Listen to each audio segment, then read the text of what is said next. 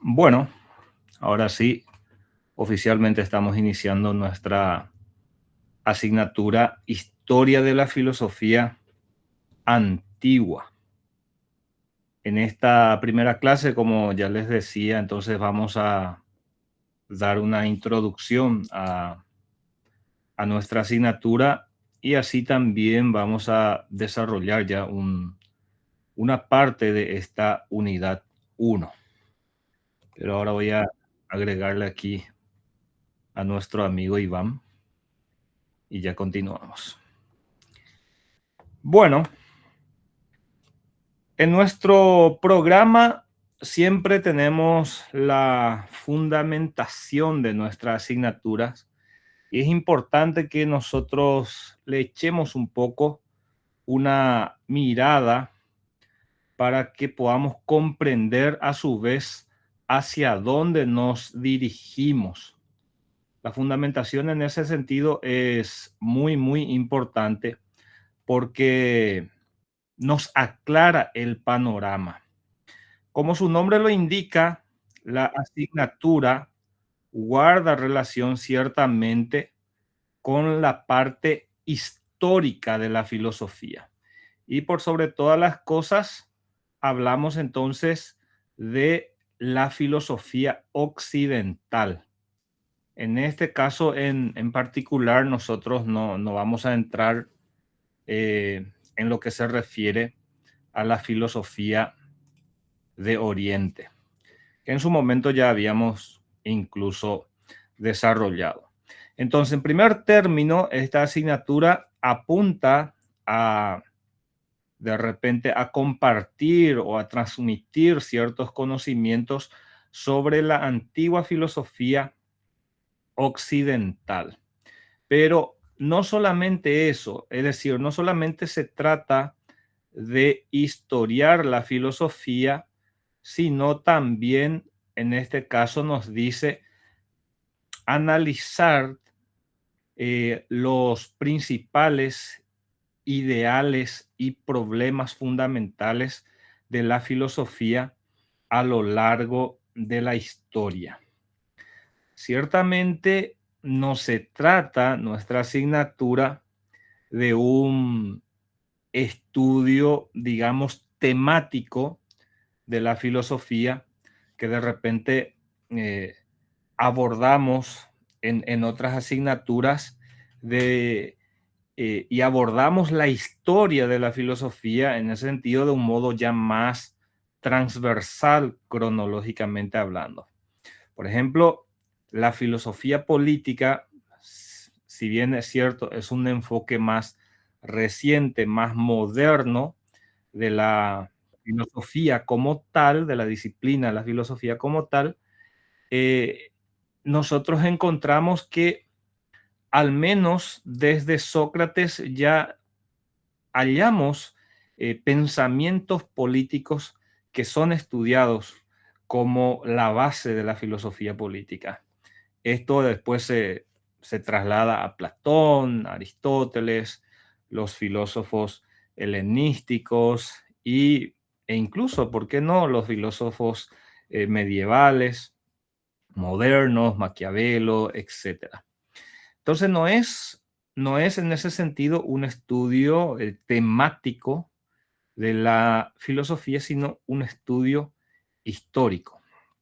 Vamos a ver a quién le agregamos aquí un ratito y ya continuamos.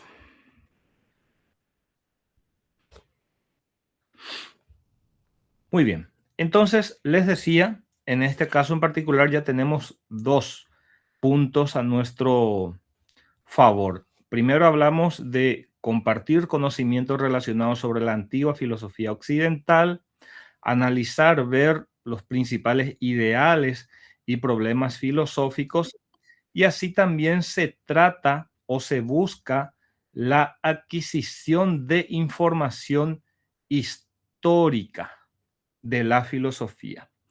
Porque siempre también nosotros decimos que la filosofía y a los filósofos hay que estudiarlos en su contexto, hay que analizarlos en su contexto y hay que comprenderlos en su contexto.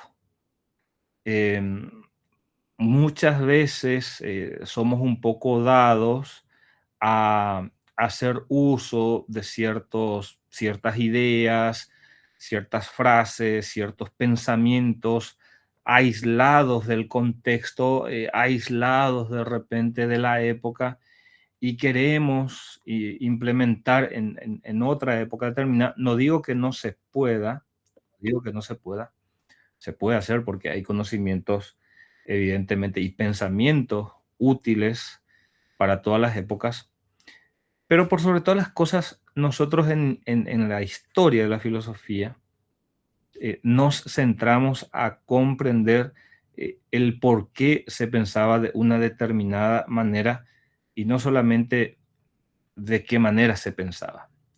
Es decir, hay un interés en el cómo se pensaba, qué se pensaba y así también en el por qué se pensaba. Todo esto, evidentemente, apunta, como dice nuestro programa, entonces, a nutrir a los estudiantes de una perspectiva enriquecedora que apunta a su vez a fortalecer ese pensamiento reflexivo y crítico que siempre hablamos, ¿verdad? Que los estudiantes en la universidad tienen que desarrollar aún mucho más. Todo esto evidentemente constituye fundamentos del pensamiento humano, porque nosotros no podemos en ese sentido soslayar la enorme influencia de la filosofía griega y también, y en cierto sentido, en menor medida, la filosofía romana en la configuración de la cultura eh, occidental. Y eso es lo que nosotros vamos también a analizar en historia de la filosofía antigua. ¿Vamos bien hasta ahí?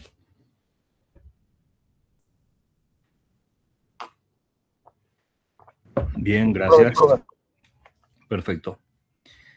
Bueno, a todo esto nosotros tenemos cinco unidades en nuestra asignatura, como ya habrán podido observar. Tenemos como unidad 1 aquí la filosofía presocrática. La filosofía presocrática. En la unidad 2 pasamos a los sofistas y Sócrates. En la unidad 3 ya llegamos a Platón y la Academia Antigua. En la unidad 4 nos concentramos en una figura clave de la filosofía griega, Aristóteles. Y en la unidad 5 la llamada filosofía helenística y romana. Nuestra modalidad de trabajo va a seguir siendo la misma. Consideramos que tiene su practicidad. Vamos a trabajar con guía de actividades, con textos también organizados por el profesor. Vamos a encontrar los ejercicios de preguntas, de resúmenes, de incluso eventualmente, aunque no se aplica tanto a esta asignatura, cuestionarios autocorregibles. Y los textos que vamos a trabajar, como venimos haciendo, también son capítulos de bibliografías básicas y complementarias que voy a seguir proporcionándoles en la plataforma. Seguimos hablando también, a su vez, de 4 tareas de 15 puntos y un examen final, entonces, de 40 puntos. Bueno, ahora sí, hecha la presentación de nuestra asignatura, vamos a ver los temas o los contenidos que abarca esta primera unidad. Vamos a hablar del origen de la filosofía entre los griegos, a abordar a los primeros jónicos y el llamado problema del principio de todas las cosas. De ahí pasamos a Heráclito de Éfeso, a Pitágoras y los pitagóricos y su número como principio. Genófanes de Colofón. Estudiaremos también a los llamados eleatas y los físicos pluralistas y los físicos eclécticos. La parte sombreada es la que el día de hoy queremos abordar para aprovechar al máximo el tiempo que tenemos. Apuntemos en primer término entonces al origen de la filosofía entre los griegos. A modo de ejemplo, tengo aquí un libro, es un libro de secundaria ciertamente, y es un libro de filosofía, un texto de filosofía. Y si nosotros buscamos un poco aquí en el origen de la filosofía como una disciplina rigurosa y sistemática, nos dice lo siguiente. Aquí les digo, en este punto en particular. Por ejemplo, dice, los seres humanos son criaturas curiosas, puesto que permanentemente se preguntan sobre lo que les rodea, porque tienen la capacidad intelectual de pensar, de razonar, etcétera, etcétera. La palabra filosofía proviene de la voz griega philo, que significa amor, sofía, sabiduría. Por tanto, la filosofía es amor a la sabiduría, de acuerdo a su conformación etimológica. Como una disciplina rigurosa, surge en la antigua Grecia en el siglo VI a.C. Y es lo que nos dice, ¿verdad? Entonces, damos nosotros por sentado de que la filosofía, tal como la conocemos, es producto o es creación de los griegos. Y sí, si entendemos la filosofía como digamos, un ejercicio de reflexión sistemática y racional, los primeros registros que tenemos justamente apuntan a Grecia. Por lo tanto, podemos decir que es cuna de la filosofía como tal. Ahora bien, esto no desconoce evidentemente la aparición de distintas formas de pensamiento o de sabiduría en otras latitudes, sean estas occidentales u orientales. En ese aspecto, nosotros sabemos bastante bien, por ejemplo, cuando estudiamos filosofía de Oriente, las características de este conocimiento, de este pensamiento, de esta sabiduría que ellos desarrollaron. Y podemos, sin lugar a dudas, también encontrar lo mismo en otras culturas. Se habla de los saberes de cada uno de los pueblos nativos, antiguos, por ejemplo, de los pueblos que los españoles encontraron a su llegada a final del siglo XV y en el siglo XVI. Se habla de la sabiduría y del cosmos guaraní, del logo guaraní, etcétera, etcétera. No se desconoce evidentemente eso. Ahora bien, insisto en esto, definiendo la filosofía como un ejercicio de reflexión racional, un ejercicio de reflexión sistemática, ahí sí vamos a apuntar necesariamente hacia los griegos. Y la bibliografía que vamos compartiendo nos insiste en ese sentido que la filosofía es reconocida realmente como una creación exclusiva de los griegos. Esto es un punto importante. Muchos aspectos de la civilización griega, y también podríamos poner allí cualquier otra civilización, muchos de estos aspectos tienen paralelismos evidentemente en otras culturas. Eh, Podríamos decir, la matemática tiene su paralelismo en Mesopotamia, tiene su paralelismo en Egipto, en la India, eh, para hacer referencia a un área del saber nada más. Y así podemos de repente también agregar otros aspectos, quizá la medicina, la arquitectura y una infinidad de disciplinas más. Ahora bien, el texto que vamos estudiando insiste en ese sentido que la filosofía hecha por los griegos no tiene equivalente, por ejemplo, en los pueblos orientales.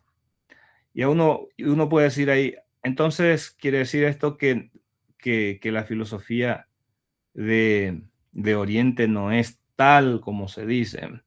Y bueno, ya hemos en su momento reflexionado largamente sobre las características y evidentemente podemos encontrar distinciones, por sobre todas las cosas, porque en el caso de los griegos, la filosofía apunta también hacia una búsqueda incesante del por qué y el para qué de las cosas, ¿no? Y por sobre todas las cosas, una búsqueda de una respuesta racional a esas preguntas. Ese racionalismo que quizá en algunos casos también es discutible, ¿verdad? De repente el excesivo valor que se puede otorgar al racionalismo, es también, quizás sea discutible ciertamente, pero lo que sí no se puede desconocer es que eso es lo que le caracterizó por sobre todas las cosas a la filosofía griega con respecto a la filosofía o al pensamiento o a la sabiduría oriental, sea esta de los chinos o de los indios. En ese sentido, se habla de una superioridad filosófica que no es solamente cuantitativa en el sentido de la inmensa cantidad de filósofos que aparecieron en la antigua Grecia en comparación a lo que de repente tenemos conocimiento de la India y de la China. Pero también se habla de una superioridad cualitativa, y por tal motivo se habla de que su invención fue una innovación entre los griegos. Esta filosofía griega, por lo tanto, con esas categorías racionales que venimos señalando, permite a su vez el surgimiento de la ciencia. Esto, cuando habíamos estudiado raíces griegas y latinas de la filosofía, ustedes recordarán que hablamos de esa evolución de la lengua griega y que en ese proceso de evolución también se había dado lugar a la creación de la lengua científica, es decir, una lengua ciertamente con características de términos artificiales nuevos para expresar ideas abstractas y complejas. Eso nada más a modo de un comentario. Lo cierto y lo concreto es que podemos considerar, creo yo, que la filosofía ciertamente, como nos dice nuestro título, es creación del genio helénico, es decir, de los griegos. Y a admitir aquí, creo que estamos bien, no hay gente fuera de la reunión. Bueno, por favor, si tienen algún comentario, algún aporte que quieran hacerlo, siéntanse en la libertad de levantar ahí la mano o decirme, profe, y ya les doy la palabrita ahí para que no me sienta demasiado solo. ¿Está bien? Bueno, eh, esto, esta es una idea que también tiene defensores, vale decir, de que en realidad la filosofía desarrollada entre los griegos es más bien una derivación de la filosofía de Oriente.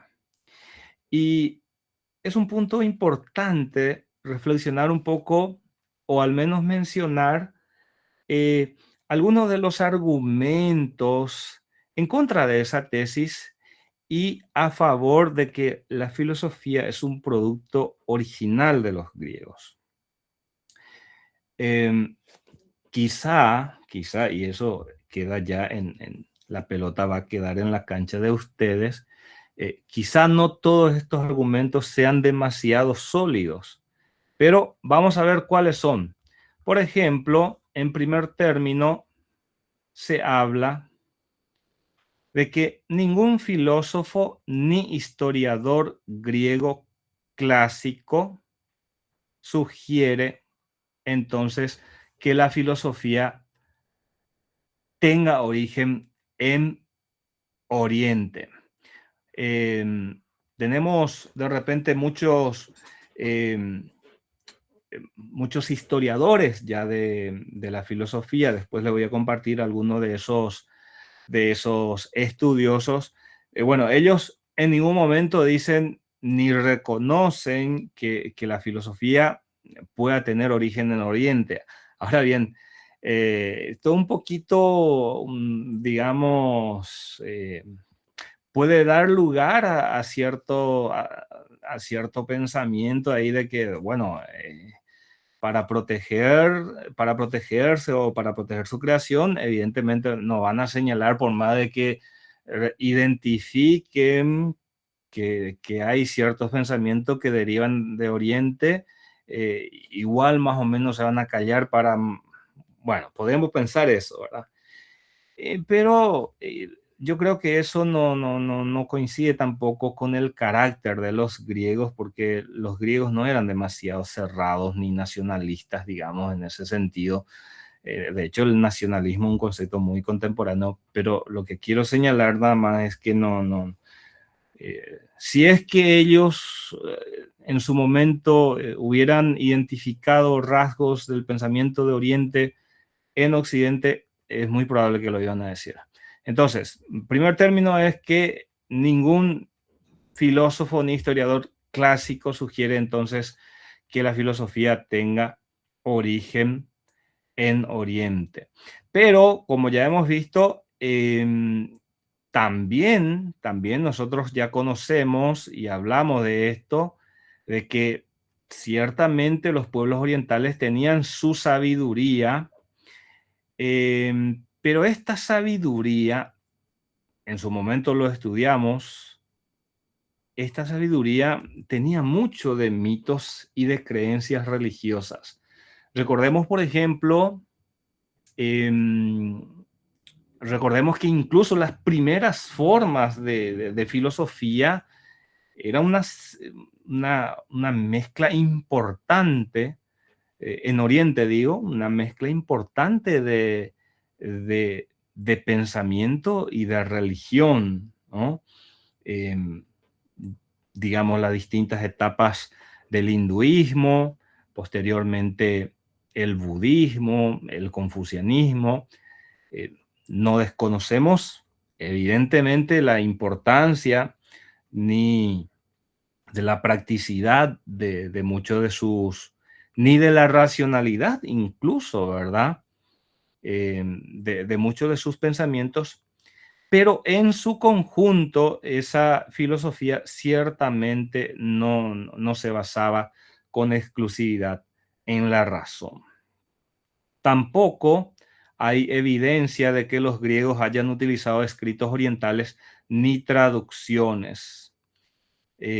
A propósito, se señala que en un periodo anterior a Alejandro Magno, estamos hablando del siglo IV antes de Cristo, es imposible que hayan llegado ideas desde la India u otros pueblos asiáticos, por el poco contacto que se mantenía hacia allí. Ahora, esto cambia con Alejandro Magno, porque Alejandro Magno, con su afán de expansión, también va avanzando hacia Oriente y hay un flujo cultural o una conexión cultural muy interesante, esto en el siglo IV.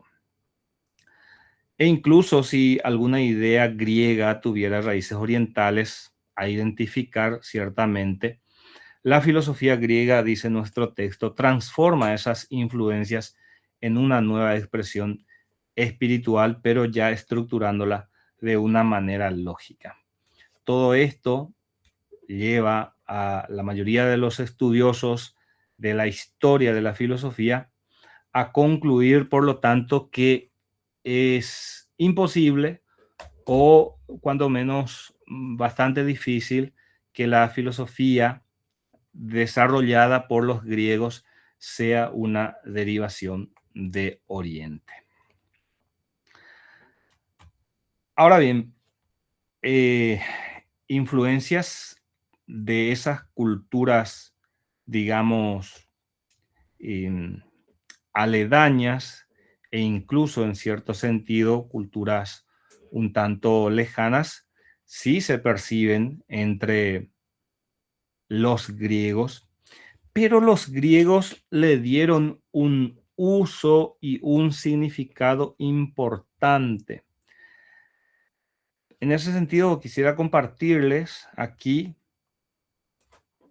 algunos de esos conocimientos científicos que los griegos transformaron y utilizaron a su manera. Por ejemplo, hay conocimientos matemáticos, geométricos, que provienen de los egipcios. Y así también hay ciertos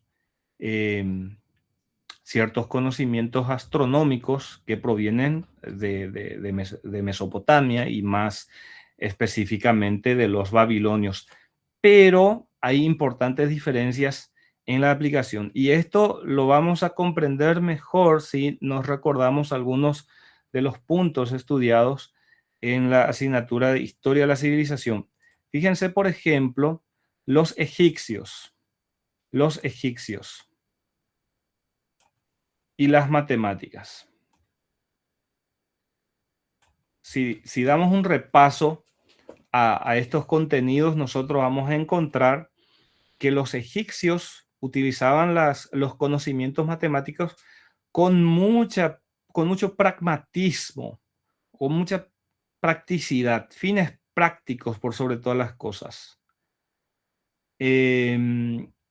Los griegos, en ese sentido, los griegos más bien ya le dan un salto cualitativo importante porque desarrollan teorías como por ejemplo la llamada teoría general de los números, de más o menos cómo funcionan los números, y también de la geometría.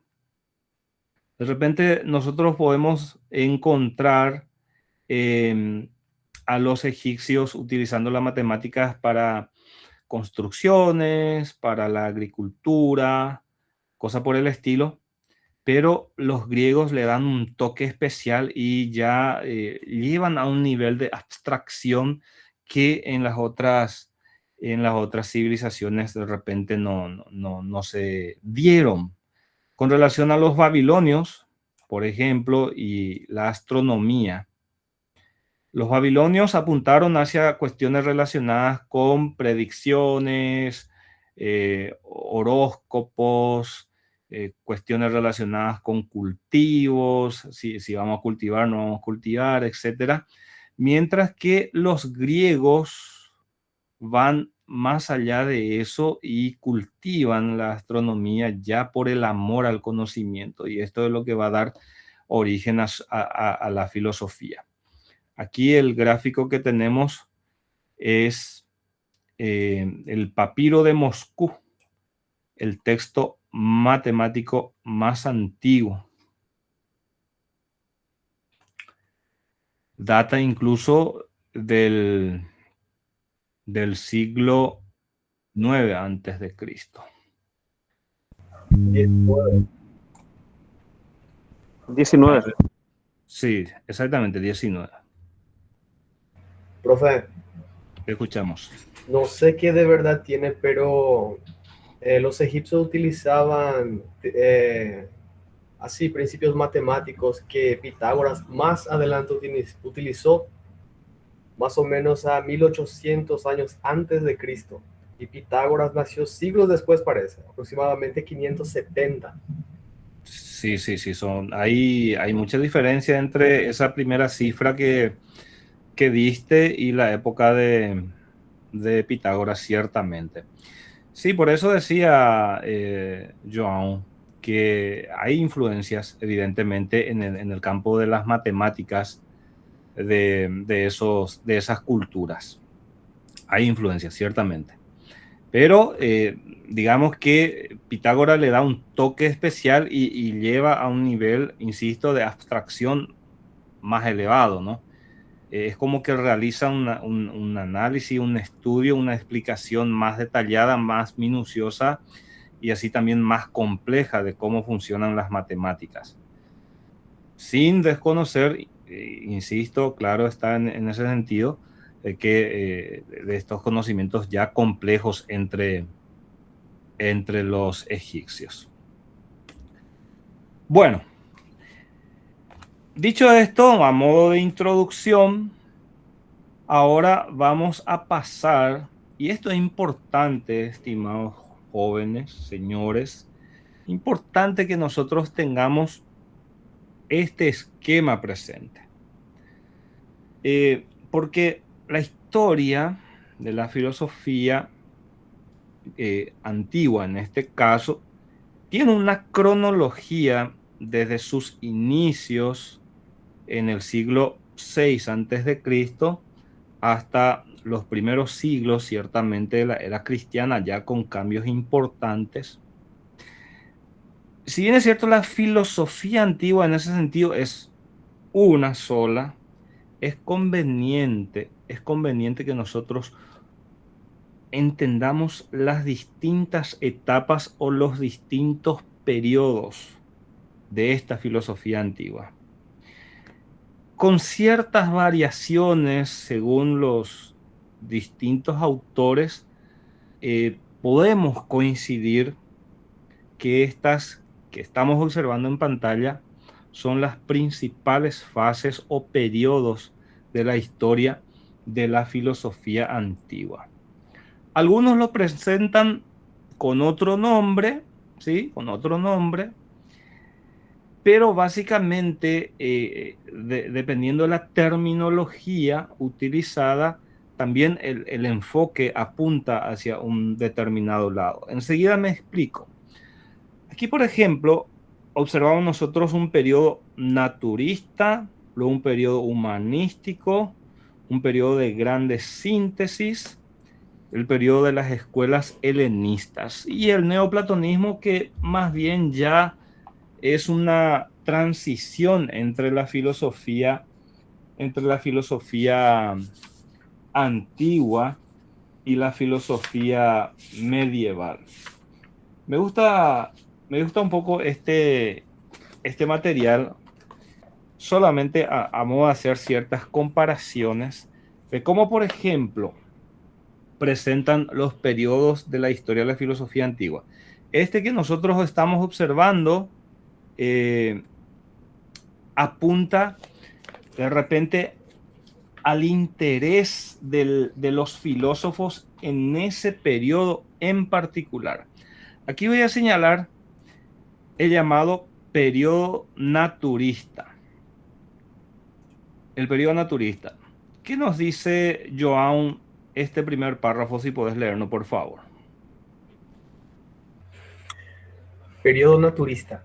Abarcó los siglos VI y V antes de Cristo y se centró en la fisis, naturaleza y el cosmos, con escuelas como los jónicos, pitagóricos, eleatas, pluralistas y físicos ecléticos. Es el periodo presocrático. Muy bien, gracias. Nosotros muchas veces cuando decimos, bueno, vamos a estudiar filosofía presocrática, ¿verdad? La filosofía presocrática, en términos de su temática o en términos de su propósito, de su mirada, de su enfoque, es un periodo naturista. ¿Por qué motivo? Se cerró aquí el programita, ya voy a proyectarlas. ¿Por qué motivo es, digamos, un periodo naturista? Porque se centra exclusivamente en el estudio de la naturaleza con el propósito de descubrir un aspecto fundamental que es justamente el principio de todas las cosas o el elemento constitutivo de todas las cosas. Entonces, pero ahí es interesante comprender algo.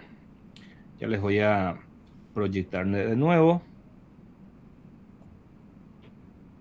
Aquí.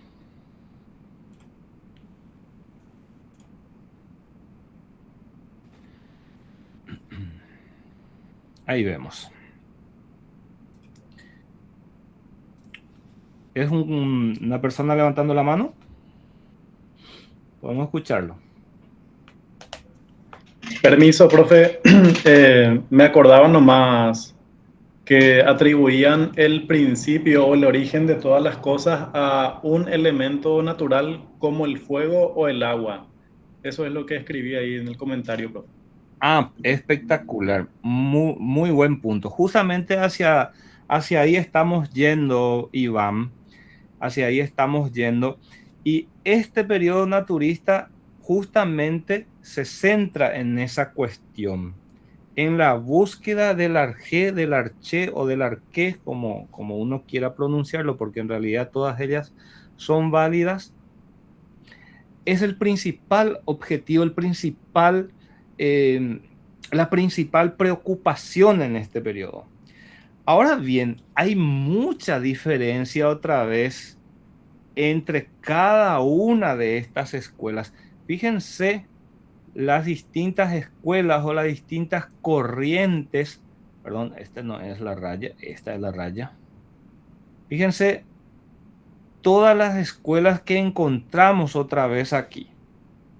Están los jónicos, que son los filósofos de Mileto. Está Pitágoras y sus seguidores. Están los filósofos de Elea, los llamados eleatas, los pluralistas, que ya después también vamos a ver hacia dónde apuntan, y los llamados físicos eclécticos.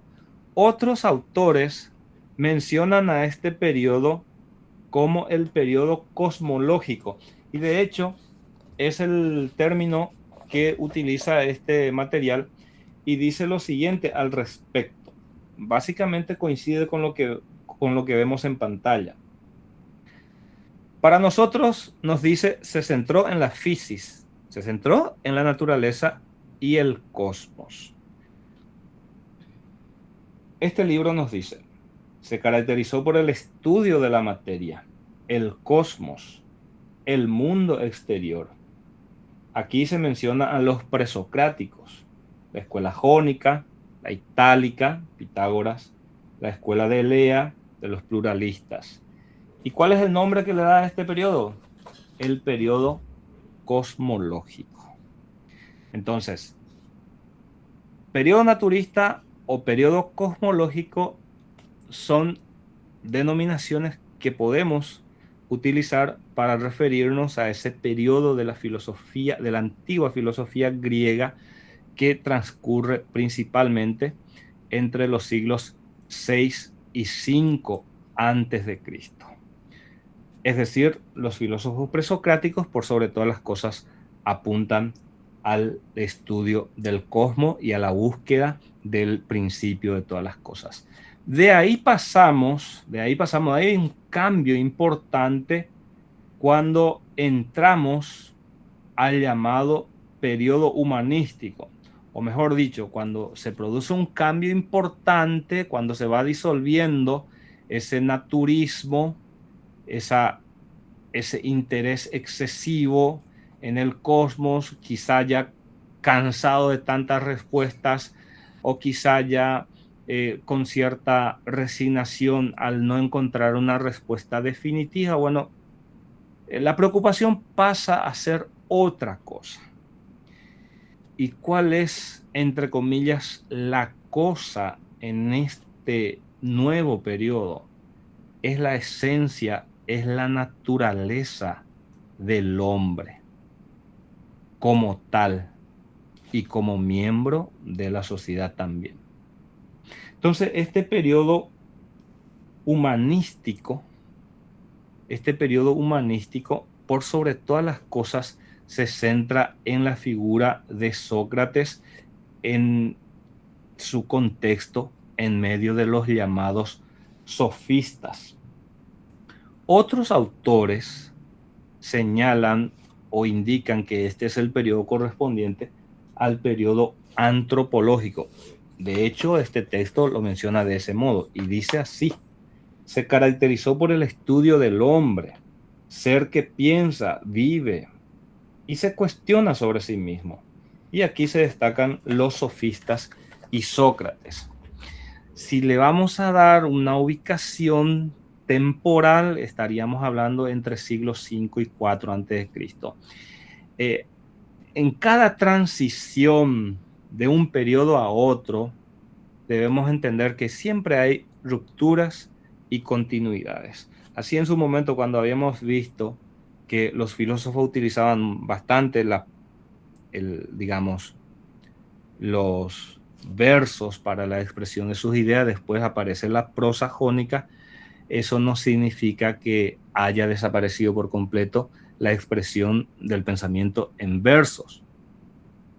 Siempre hay rupturas y continuidad. Por eso hablamos del periodo naturalista, que incluso se extiende hasta el siglo V, pero también en ese siglo V a.C. ya se da entrada a una nueva preocupación, que es la preocupación por el hombre. Ese es el periodo antropocéntrico. Luego se habla del periodo de las grandes síntesis. Otros autores mencionan que este es el periodo de la madurez filosófica. Aquí surgen figuras cumbres como la de Platón y Aristóteles, donde la concentración ya dejó de ser específicamente todo lo relacionado al cosmos y donde al hombre no se le estudia en cuanto a su simple esencia o a su simple naturaleza, sino en cuanto a un ser de repente ya que convive en sociedad con una búsqueda de trascendencia, con una mirada de repente más ética. Ahí aparece la ética, por ejemplo, de Aristóteles, entre otros pensamientos. Este es el periodo de las grandes síntesis, en el sentido de que aparecen y se formulan los principales problemas de la filosofía y que también van a ejercer una enorme influencia en filosofías posteriores, sea esta filosofía medieval o la filosofía contemporánea. Muchos dicen, a partir de Aristóteles no se creó nada nuevo. Es evidentemente una aseveración muy radical, pero tiene su grado de verdad en el sentido de que a partir de Aristóteles muchas cosas o muchos aspectos de la filosofía se centraron exclusivamente en la interpretación y reinterpretación o de Platón y de Aristóteles más que nada. Y eso en su momento, si es que nos toca estudiar historia de la filosofía medieval juntos, vamos a definir mejor. Después hablamos del periodo de las escuelas helenistas. Este periodo de las escuelas helenistas justamente comienzan con la conquista de Alejandro Magno y culmina con ese florecimiento de una serie de escuelas que hoy en día de repente vemos nuevamente aparecer en las redes, ¿verdad? Como por ejemplo el estoicismo, principalmente el cinismo, el epicureísmo, el escepticismo, eclecticismo, entre otras corrientes. Aquí se basa por sobre todas las cosas en la cuestión de la moralidad. Nuestro estudio realmente se va a centrar bastante hasta esta época en particular. De ahí hay un renacimiento del platonismo, que este más bien ya es un periodo de transición, como les decía, de la filosofía antigua a la filosofía medieval con una enorme influencia del cristianismo. Estas son entonces, estimados estudiantes, las fases o los periodos que por lo general encontramos en los libros de filosofía y que sería interesante que manejemos para que en el momento en que estudiemos a una filosofía, o que estudien ustedes en este caso, a un filósofo en particular, sepan ubicarlo primero en su fase y luego en su corriente. Por ejemplo, hablar de Pitágoras, ¿verdad? Hablar de Pitágoras es hablar de un filósofo del periodo naturista o el periodo cosmológico y específicamente a una corriente conocida como la de pitagóricos, ciertamente él encabezando esta corriente. O por ejemplo, hablar de Anaximandro o Anaxímenes, o incluso menciono a Tales, es hablar entonces de los filósofos jónicos y cosas por el estilo. Entonces, ya eso nos ayuda a comprender hacia dónde va a ir su pensamiento. Este es un esquema que considero bastante útil y también muy importante. Está basado en un texto de Collina, se titula Sócrates, maestro de vida y de filosofía. Es una colección de libros sobre filósofos muy interesante.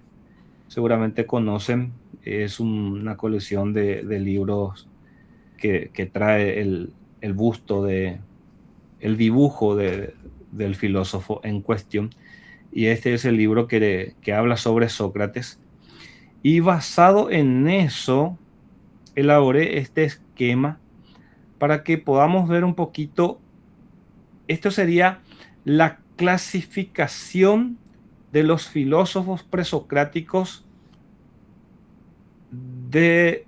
o teniendo en cuenta la preocupación y el objeto de su interés.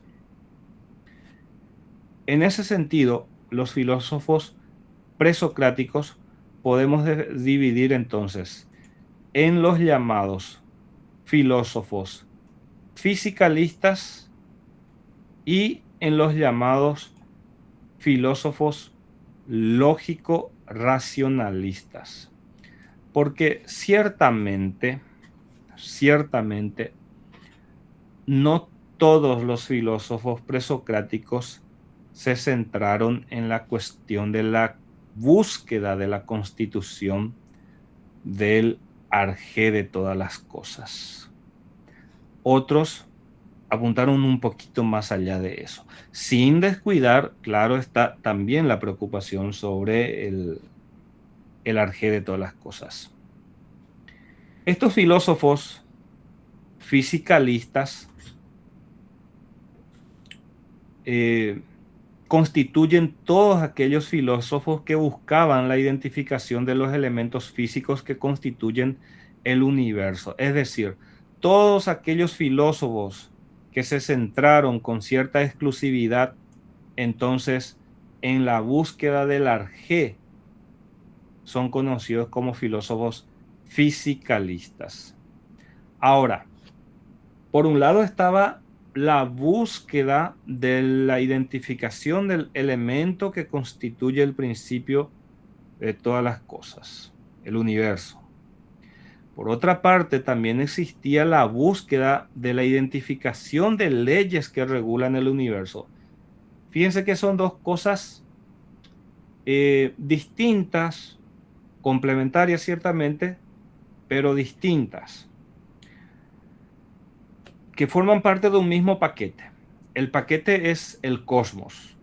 El paquete es la búsqueda de una explicación del funcionamiento del cosmos. Solo que los fisicalistas se centran en la búsqueda del elemento o de los elementos, mientras que los lógico-racionalistas también se interesan por el cosmos, pero más bien apuntan hacia la identificación de leyes que regulan ese universo. En este segundo grupo podemos señalar a Pitágoras y a toda su escuela, a Heráclito de Éfeso y a Parménides de Elea. Yéndonos al primer grupo de filósofos, es bueno también que podamos comprender que no todos ellos coincidieron en esta cuestión. De hecho, cada uno explicó a su manera, de acuerdo a cómo veían el elemento o los elementos. Y es importante identificar eso, de que hubo filósofos que se centraron con exclusividad en un solo elemento. ¿Qué podría ser ese elemento? Agua, aire, ¿cierto? Lo indefinido, siempre mencionando a un solo elemento.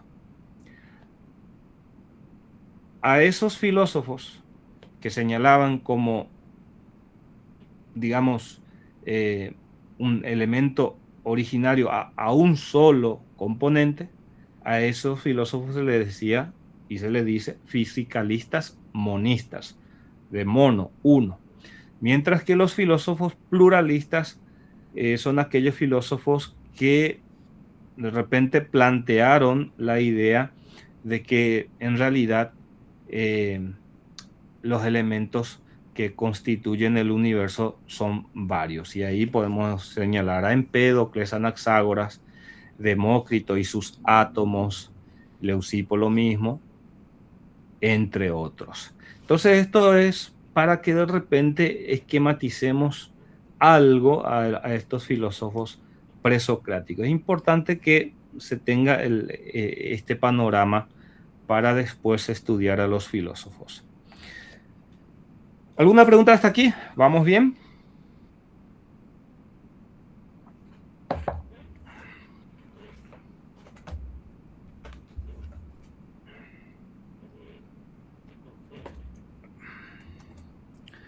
Bueno,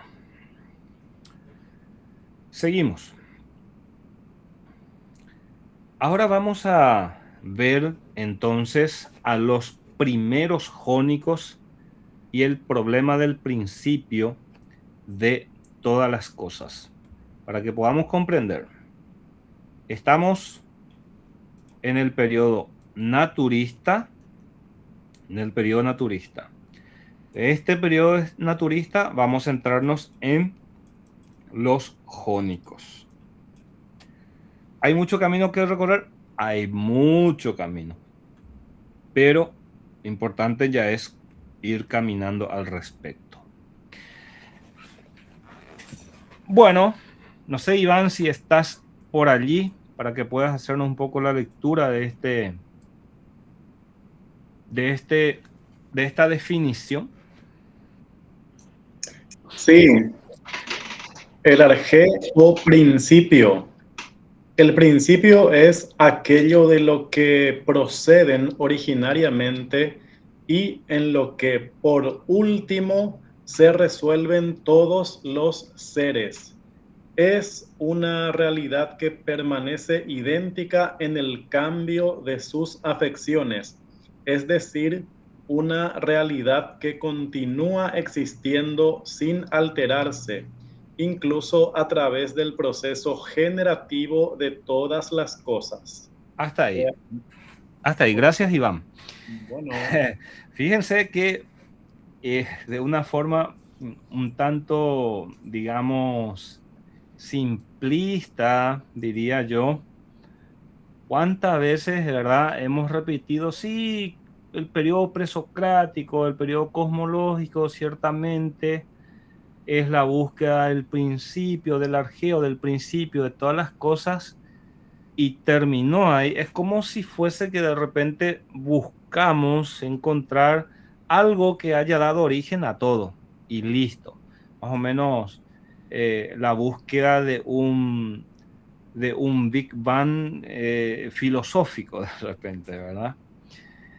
Pero incluso el concepto del arché o arjé es bastante complejo.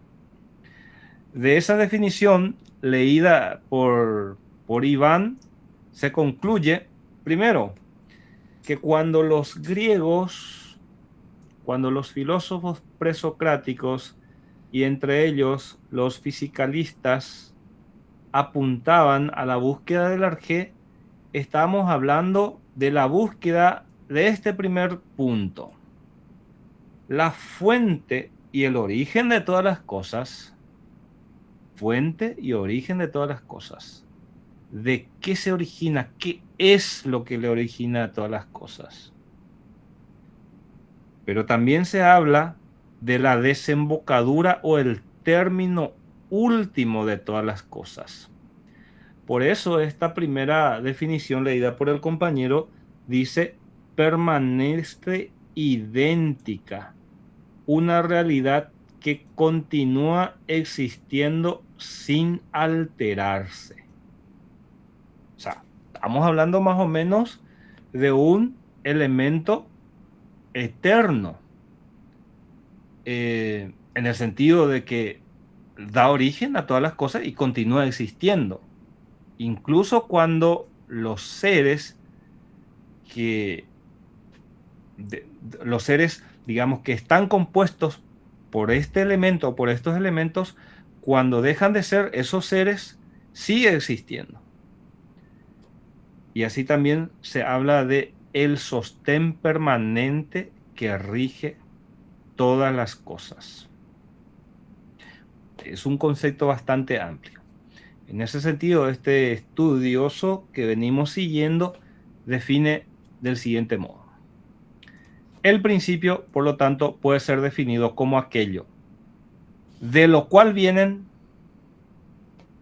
todas las cosas y aquello a lo cual van a terminar todas las cosas. Es decir, aquello por lo cual existen todas las cosas y por lo cual subsisten todas las cosas. Como se puede encontrar, o como se puede ver, digo mejor, la búsqueda no era nada sencilla. ¿Y a quién lo tenemos en primer término? Lo tenemos a Tales de Mileto. Bueno, ¿quién nos lee, por favor, esta diapositiva? ¿Quién se ofrece a leer? Yo, profesor. Bueno, Tales de Mileto es considerado el fundador de la filosofía griega, según la tradición. Vivió en Mileto en el 624 al 546 a.C. Además de ser filósofo, fue un científico y político destacado. Conocemos su pensamiento a través de la tradición oral indirecta. Fue el iniciador de la filosofía de la physis. Fue el primero en afirmar que existe un principio original único, causa de todas las cosas que existen, el agua. Esta afirmación sobre el agua como principio de todo es la primera proposición filosófica de la civilización occidental. excelente, excelente. Gracias, Damián. ¿Comentarios de momento? ¿Alguien levantó la mano o escribió? Ah, no, es para admitir. No sé si ya entró. Bueno, gracias, Damián. Efectivamente, cuando hablamos de la historia de la filosofía y cuando comenzamos a dar nombres, comenzamos indefectiblemente con Tales de Mileto. Eso es indiscutible. Se considera, por lo tanto, el fundador de la filosofía a través de esta primera proposición filosófica. Esta proposición filosófica que consiste en que el principio constituyente o el elemento constituyente de todas las cosas, la causa de todas las cosas, el arjé de todas las cosas, era el agua. Por eso también apunta que con esta explicación es el iniciador de la filosofía naturista o la llamada filosofía de la physis. Él opera por sobre todas las cosas en la primera mitad del siglo VI antes de Cristo. Fíjense que nace en el 624, por lo tanto, si damos por hecho que comienza a filosofar a sus 30 y tanto, un poquito más, poquito menos, por sobre todas las cosas opera ya en el siglo VI antes de Cristo. Por eso es que no se suele poner la filosofía nace en el siglo VII. Si bien es cierto, Mileto es del siglo VII, ojo, pero opera y activa y hace conocer su pensamiento por sobre todas las cosas ya en el siglo VI. Si bien es cierto, como también leyó Damián, conocemos más bien de él a través de la tradición oral, incluso indirecta, es decir, de gente que no lo conoció. Una figura casi mitológica, incluso podríamos decir, pero sí hay referencias de estudiosos de la filosofía ya en la época antigua que hace mención a su pensamiento. De hecho, que los otros filósofos que hicieron esa síntesis ya le mencionan, no estamos hablando de una figura inventada en ese sentido. Ahora, insisto, esto nosotros podíamos haber pasado rápidamente, diapositiva tras diapositiva, porque la cuestión pasa justamente en tener un panorama general de lo que proponían estos filósofos, pero quizás sea también uno de los únicos momentos en donde vamos a estudiar con una cierta profundidad a estos filósofos antiguos, porque después ya muy de pasada lo estudiamos. Es por eso que le di también una cierta profundidad a estos pensamientos para que podamos comprender mejor. Nos va a llevar un poquito más de tiempo, pero confío que para las 8:30 vamos a cerrar nuestra reunión. Y aquí tenemos una cita que nos va a ilustrar un poquito el por qué Tales de Mileto hablaba de que el agua era el principio constituyente de todas las cosas. O sea que, ¿cómo es que se le ocurrió eso? Si de repente leyeron ya 100 años de soledad de Gabriel García Márquez, hay un episodio muy interesante donde uno de los personajes principales, el patriarca José Arcadio Buendía, a raíz de una serie de circunstancias, ciertos contactos, de repente con los gitanos, él comienza a hacer ciertos estudios y se encierra en su biblioteca, en su estudio, y de repente en una oportunidad sale y llega a una conclusión y lo dice como si se tratara de un descubrimiento nuevo. Y básicamente comienza y dice: el mundo es redondo como una naranja. Entonces, mucha gente a él en ese momento, inclusive en un contexto de un pueblo aislado, con poca educación, etcétera, mucha gente lo trata como loco. Sin embargo, después aparece un conocedor de estas cuestiones, que si no me equivoco era el propio gitano Melquiades, y le explica a la gente de que efectivamente él llegó a un conocimiento válido a través de sus propias deducciones, pero de que ese conocimiento ya al menos tenía unos 500 años de antigüedad, de que eso ya se pensaba de ese modo. Pero evidentemente a través de una serie de observaciones, José Arcadio Buendía llegó a esa conclusión de que el mundo es redondo, como una naranja. Entonces, la pregunta que nosotros tenemos que hacernos en ese sentido es, ¿por qué Tales dijo que es el agua? Y uno puede decir, ay no, vos profesor estás tomando agua, no podés estar sin agua, nos duchamos, tenemos que usar agua, cocinamos, tenemos que usar agua, el cuerpo está compuesto por cierto porcentaje alto de agua. Es de lo más lógico, nos parece, ¿cierto? Pero quiero que lean un poco esta cita. Y dice así, la tradición indirecta dice que Tales asumió esta convicción de la constatación de que el alimento de todas las cosas es húmedo y que las semillas y los gérmenes de todas las cosas tienen naturaleza húmeda y por lo mismo su total secamiento es la muerte.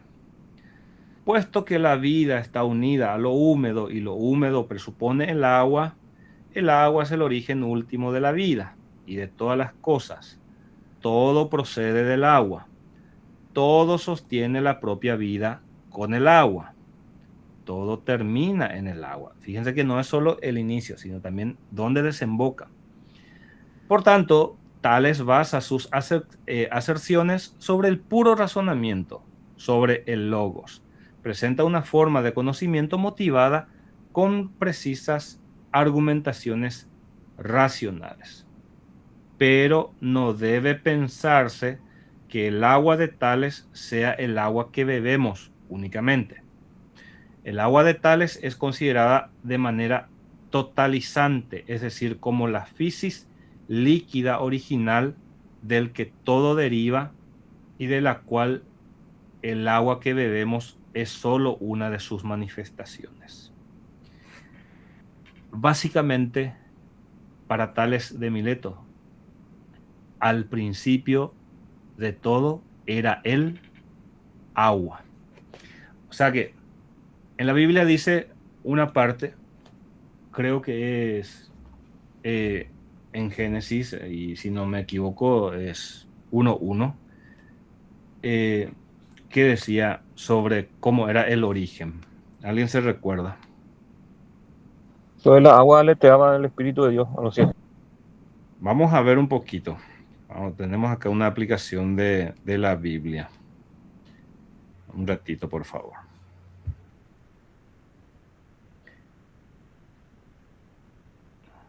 Aquí voy. Y voy a Génesis.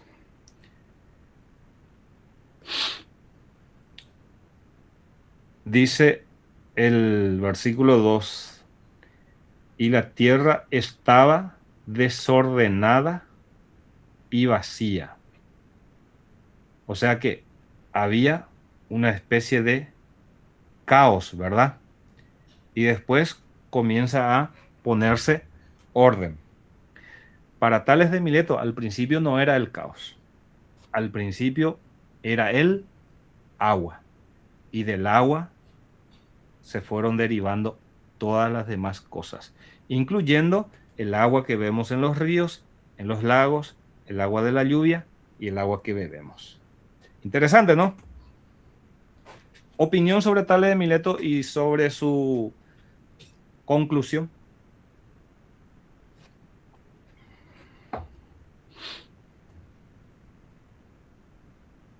¿Vamos bien? Un poco si hay algún chat. Sí, profe. Hablando nomás del Génesis, también habla que el Espíritu Santo volaba sobre las aguas. O sea, dentro de ese caos, como dice, estaba el agua. Exactamente, sí. Interesante.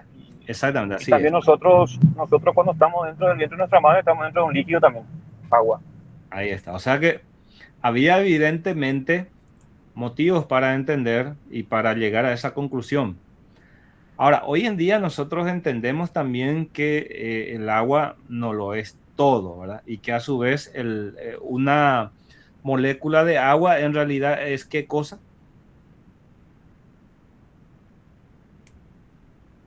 A ver si nos recordamos. H2O. Exactamente, sí, exactamente. Y Dos, para aportar, dos creo de que hay hidrógeno cuatro 4 elementos que necesitamos para sobrevivir. Uno de esos es el agua, ¿verdad? Sí, solo La que el tierra. agua hoy en día no se le dice un elemento, sino más bien un compuesto, ¿verdad? Porque justamente para que exista el agua no existe por sí misma. Porque para la existencia del agua se requieren de dos elementos, que son el eh, hidrógeno y el oxígeno. ¿Me explico? Entonces, ahí es que, si bien es cierto en cuanto a su utilidad, ciertamente nosotros como seres vivos sin agua no vivimos. eh, no explica en su totalidad la existencia de todas las cosas. O sea que no todo es agua. El agua es importante, pero no todo es agua. Eh, el agua es hidrógeno y oxígeno. Entonces ahí otra vez encontramos que en realidad son varios los elementos constituyentes de todas las cosas y hoy podemos decir, no sé, 2500 años después, en realidad podemos decir que hay montones de elementos en la naturaleza y que esos elementos son los que constituyen la parte material, natural incluso de la Tierra, ¿verdad? Ni hablemos de lo que existe en el cosmos exterior. ¿Cuántos elementos son actualmente? Dicho sea de paso, en mi época eran 105 elementos, pero creo que después se sumaron una serie de elementos más. En la tabla periódica estudiábamos eso en química. Esos son los elementos que constituyen la naturaleza que observamos y que palpamos. Bueno, pasamos a otro filósofo jónico, en este caso Anaximandro de Mileto. De repente, Iván, João, si estás por ahí, vamos a escucharte un poco, por favor. Anaximandro de Mileto. ¿Me escuchan bien, profe? Espectacular. Filósofo y geógrafo. Fue discípulo de Tales. Vivió en Mileto entre el 610 y el 546 a.C. Escribió el primer tratado filosófico de Occidente sobre la naturaleza en prosa. Fue más activo en la política que su maestro. Comandó la colonia emigrada de Mileto a Polonia. Propuso que el principio no es el agua, sino lo infinito, apeiron, una naturaleza indefinida y sin límites de la que provienen todas las cosas. Muy bien. Fíjense, gracias, João. Fíjense que acá se nos complica rápidamente la cuestión. Discípulo, ciertamente, de Tales, y es un tanto extraño que a Anaximandro no se le ocurriera algo similar, eh,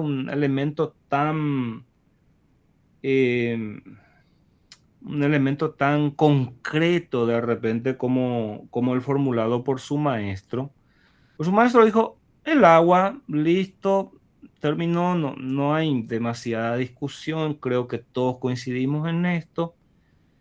Pero Anaximandro dice, no es el agua. Y si todo el mundo esperaba que saliera con, qué sé yo, el aire, la tierra, no sé qué más luego puede salir, ¿verdad?, de algo tan concreto como el agua. Y él dice, no, es algo indeterminado, es algo que no podemos definir, es algo sin fin, es un apeiron. A, entiéndase que indica sin, ¿verdad? Peirón, sin fin, algo infinito, incluso de naturaleza indefinida y sin límites, de la cual provienen todas las cosas. O sea, muy pronto Anaximandro nos mete en un embrollo muy complejo. Y él explica esto y dice lo siguiente, que en ese concepto de apeiron se refiere a algo que es ilimitado. Algo ilimitado, no tiene límite, ni en términos de espacio, ni en términos de calidad o cualidad, lo que permite, dice, que se generen y definan todas las cosas a partir de él. En palabras más sencillas, es imposible definir en términos concretos a qué se refiere el apeiron. Pero él dice lo siguiente: el origen de todas las cosas se debe a una especie de injusticia que se produce justamente en el cosmos. Y él explica en la siguiente diapositiva, vamos a leer al respecto, a qué hace referencia cuando dice que hay una especie de injusticia. Dice, se preocupa por cómo y por qué todas las cosas surgen del principio, explicando que el origen es debido a una injusticia, mientras que la corrupción y la muerte una expiación de esa injusticia. Paso directamente a lo que él decía. Las cosas se originan siempre por una acción de contrarios que tienden a dominarse uno al otro. Y por lo tanto, haciendo esto, cometen una especie de injusticia. Por lo tanto, la disolución y la muerte son como la pena que rescata de esta dominación original. Fíjense, es extremadamente complejo. Con razón y con justísima razón, cuando estudiamos filosofía, sencillamente la gente habla de lo indefinido, lo indeterminado. Incluso hay algunos que le dan un toque un tanto espiritual, religioso a esto. Lo cierto y lo concreto, si es que hay algo de concreto en esto, es que él habla de un choque constante, ¿no? De un choque constante de ciertos factores que al producirse generan una especie de injusticia y con esto se produce una creación. Veamos un poco si la cosa se aclara al hacer la lectura de esta cita con relación al origen del mundo, porque Anaximandro, por si fuera poco, también se centró en la explicación del origen del mundo y dice así: el origen del mundo se explica de este modo. De un movimiento eterno, habla de un movimiento eterno, se generan los dos primeros contrarios fundamentales.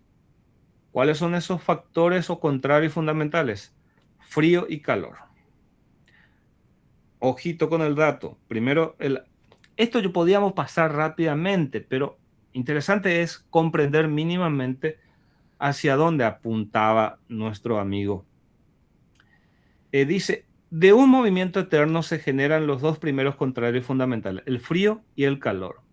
El frío, originalmente de naturaleza líquida, habría sido transformado, dice, en parte por el fuego caliente, que formaba la esfera periférica, en el aire. La esfera del fuego se habría desplazado en tres, dando origen a la esfera del Sol, a la Luna y a la de los astros.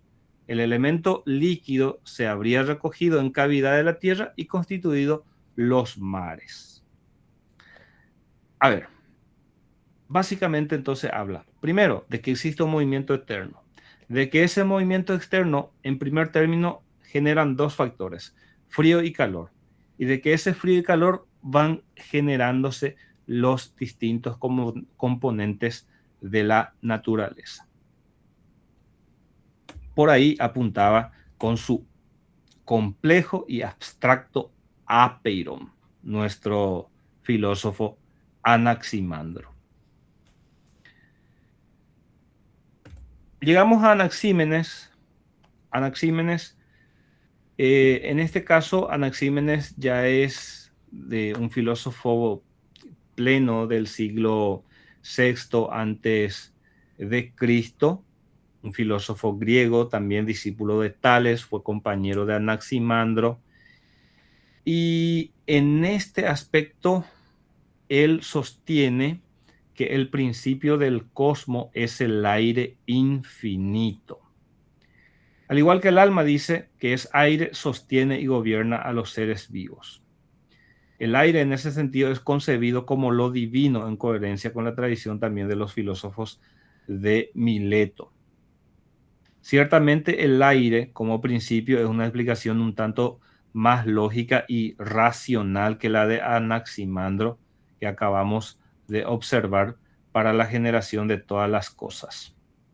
Aquí es como que se vuelve un tanto más concreta las cosas, si bien es cierto el aire ciertamente es un elemento abstracto, sí se puede percibir.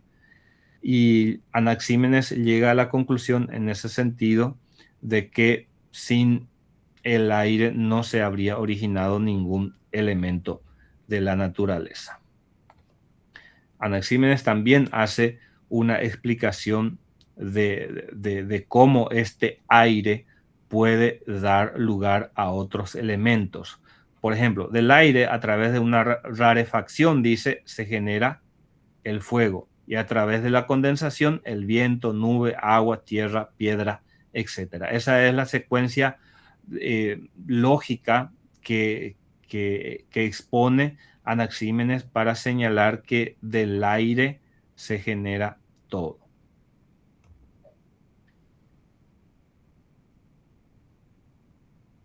A ver. El Milesio Anaxímenes, compañero de Anaximandro, dijo como que la naturaleza subyacente, dice, es una e infinita, pero no indeterminada como él, como Anaximandro, sino determinada, y la llamó aire. Se diferencia en las sustancias particulares por rarefacción y condensación. Dice, al hacerse más sutil se convierte en fuego, al condensarse se vuelve viento, luego nube. Ciertamente que aquí hay explicaciones quizás no muy científicas.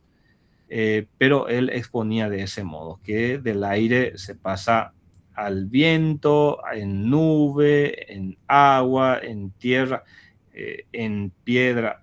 La verdad que no hay lógica en cómo el agua se transforma en tierra y la tierra en piedra, cosa por el estilo, pero era la secuencia que él exponía. Al final de cuentas es muy cierta esa idea de que en realidad lo que importa aquí no fueron tanto las respuestas que ellos dieron, sino las preguntas a las que ellos intentaron responder. Bueno, quiero llegar con ustedes hasta aquí, hasta los filósofos de Milesio, para continuar entonces la siguiente clase. Sin embargo, en la guía de actividades, nosotros ya vamos a encontrar referencias a Heráclito y a otros, pero vamos a hacer del siguiente modo. Ustedes ya van a ir trabajando esa guía de actividades, nuestra tarea 1, van a ir ya leyendo, completando, y de hoy en una semana vamos a reunirnos nuevamente, vamos a hablar de los puntos que no vimos el día de hoy, Heráclito, también vamos a hablar de Pitágoras.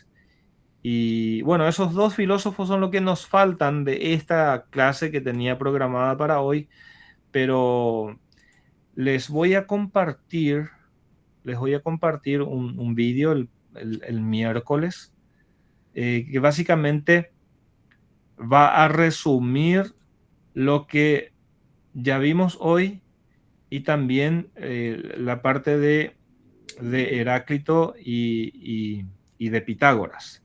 Y con eso ustedes ya van a poder completar la guía de actividades. Ese es un video que yo había subido con el grupo anterior, sigue siendo importante y es básicamente lo que venimos también hablando, pero hoy sí tuvimos la oportunidad de extendernos un chiquitito más.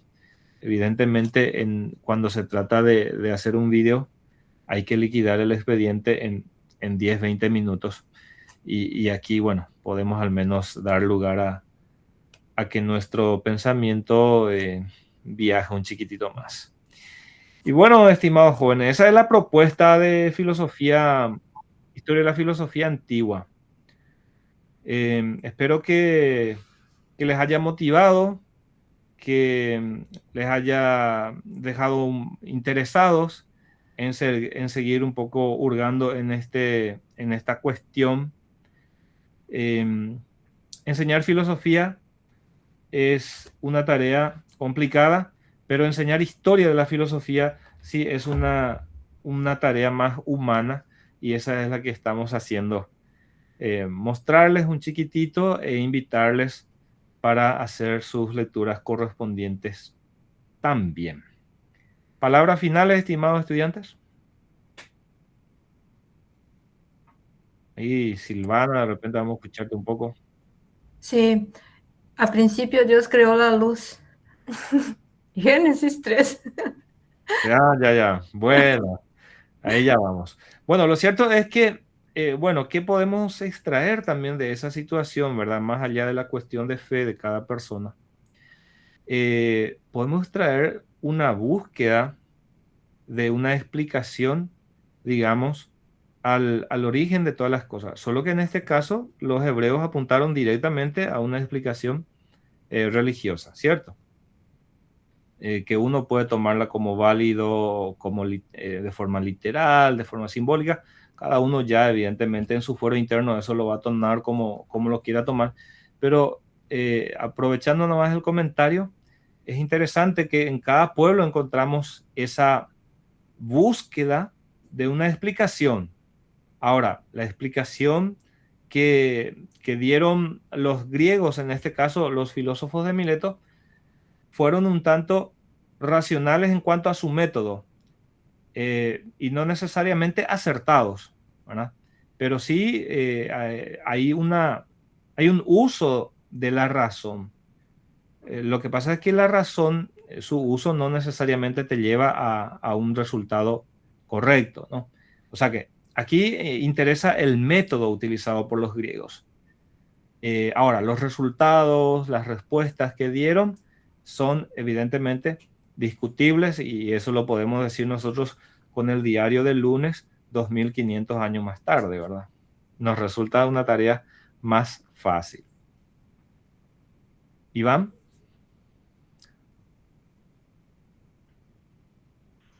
No, profe, con muy pocas palabras hoy. Gracias nomás y arrancando con todo este semestre de vuelta. Muy bien, gracias, Iván. La presencia de ustedes es muy importante. Sé que es difícil reunirse, pero bueno, en el caso de ustedes ya lo vienen haciendo desde hace un par de años, y creo que sus actividades en cierto sentido se fueron también adecuando a esto, si bien es cierto, aparecen ciertos cambios a los cuales hay que enfrentar. De mi parte es un gusto compartir con ustedes este espacio de aprendizaje continuo, un desafío muy grande siempre.